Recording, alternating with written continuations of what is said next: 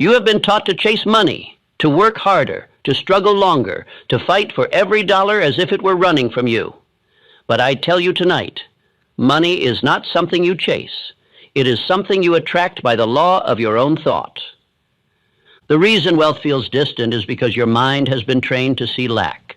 You rise each morning counting what you do not have, fearing what might be lost, doubting what you deserve. You call that being realistic.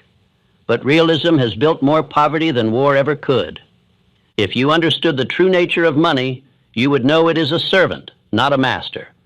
It moves toward direction, away from confusion. It obeys certainty, not desperation. And tonight I will show you how to send out the command that causes wealth to find you. Think of it. Every fortune that has ever been built began in a single invisible act, a thought. Before the gold was mined, before the steel was forged, before the empire was raised, there was a man who believed he could.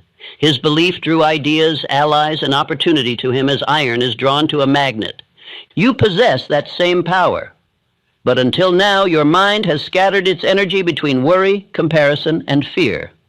You cannot draw riches with a divided mind. You must unify your thought around one clear, burning desire. And that desire must be spoken, felt, lived, every night before sleep until your subconscious accepts it as law. You may ask, how can I possibly attract wealth while I struggle to pay my bills? The answer is simple. Wealth begins in thought, not in your bank account. You must first create the image of abundance so vividly that the world cannot help but reflect it back to you. Tonight, before you close your eyes, I want you to build that image.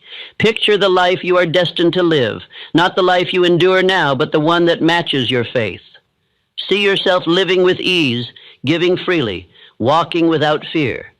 Do not merely imagine it. Feel it as though it were already real. Money follows emotion. It flees from fear. Every time you think of debt, of lack, of what you do not have, you push it away. But when you think from gratitude, faith, and purpose, you become a magnetic field for opportunity.